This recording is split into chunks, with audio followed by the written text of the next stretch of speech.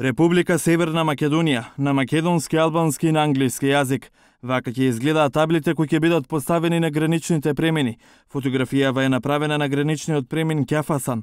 Таблата била донесена во доцните часови, која чека да биде поставена. И на другите граници е идентична атмосферата. Таблите се пристигнати, но ги нема на автопатите. Оваа табла на која пишува "Добре дојдовте во Република Македонија" наскоро ќе биде заменета.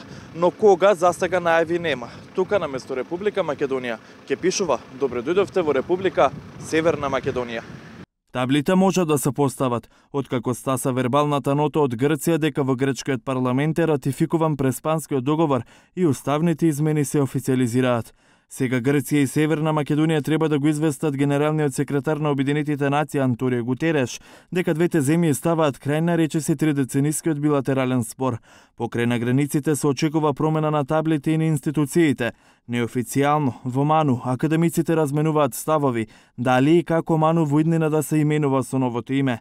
Во македонската радиотелевизија нема пристигнато информации за промена на името на медиумот. Албанскиот политички фактор во земјава инсистира на преименување на МРТВ во Радиотелевизија Македонија, но директорот Маријан Цветковски не е запознаен.